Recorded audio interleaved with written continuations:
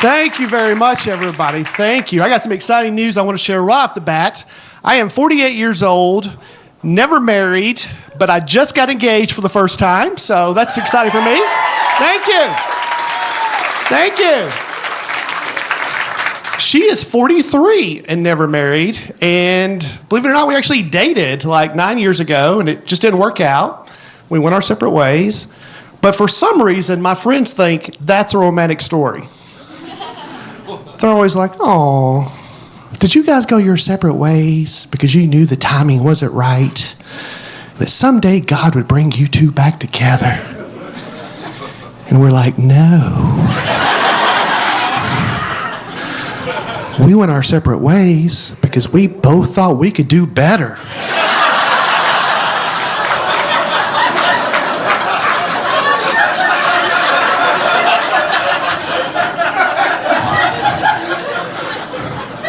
We were wrong.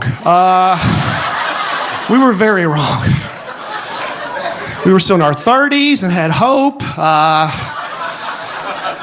After 9 years of trying to upgrade, we're like, we better put a tourniquet on this. Stop the bleeding. This is the best either one of us is ever going to do.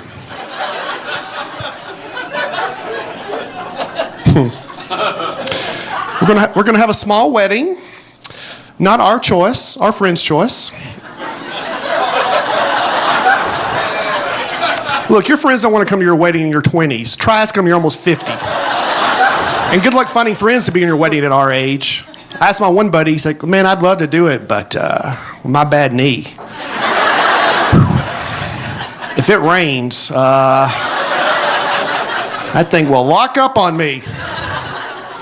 One of my buddies said, man, I'd love to be there, but my daughter's getting married the same weekend. And one of them just said, I was glad you weren't texting asking to be your pallbearer. I can tell you who is excited about me having a fiance, though, is my church. Because they didn't know what Sunday school class to put me in.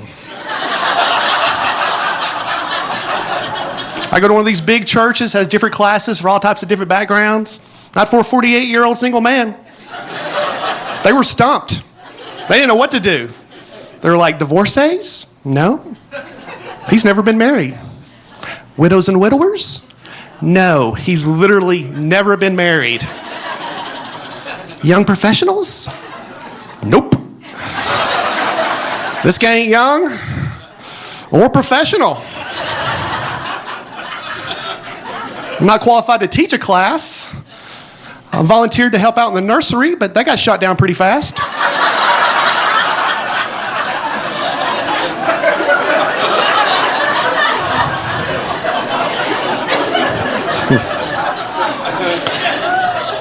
My church was finally like, look, we don't normally suggest this, but why don't you just go on home?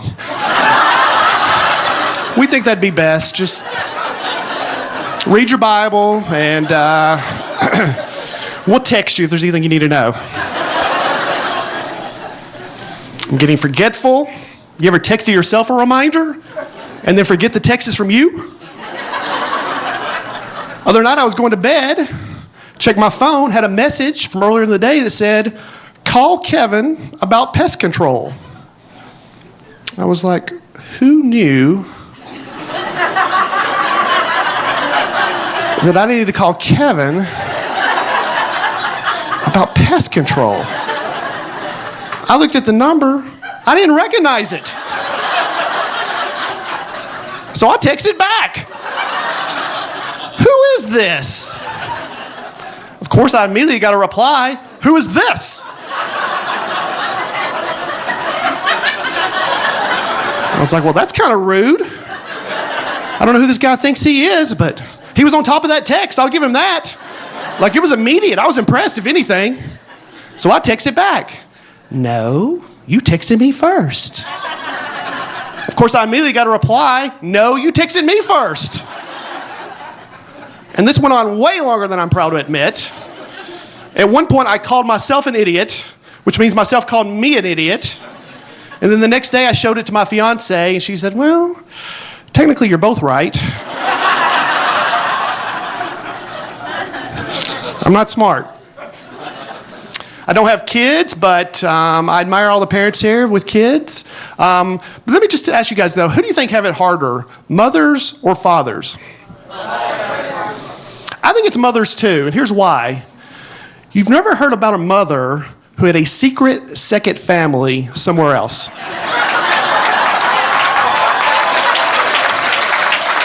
Right? Right? Because we've all heard about a man. Did you hear about Tom, who's supposed to be traveling out of town on business? Turns out he had a whole second family. Wife, kids, everything. But you've never heard anyone say, did you hear about Carol? She was raising a family here. Then on weekends, jetting down to Miami and raising an entire second family.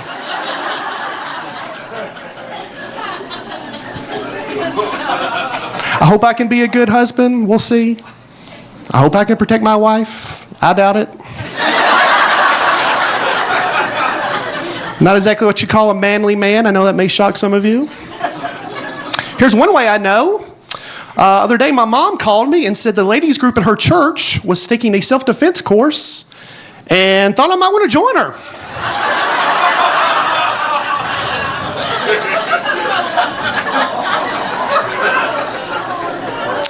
I'm like, Mom, I'm not taking a self-defense class with a bunch of old ladies.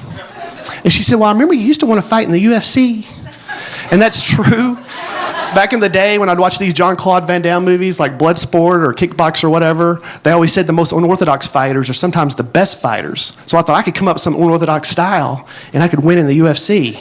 But then I was like, you know what? That'd be pretty unorthodox. If I got that octagon, and they'd be like, over here we got John Jones. He has a background in Taekwondo and kickboxing. His signature move is the spinning back elbow. And over here we have Brian Bates. He has a background in self-defense training from the Holland Heights Church of Christ Ladies Group.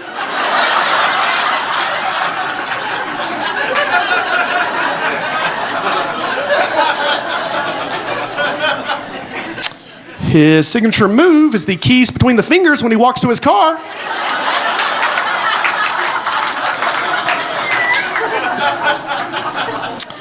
He's also good with mace and strapping his purse across his chest for safety.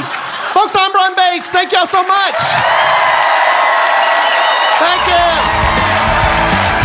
Live from Zany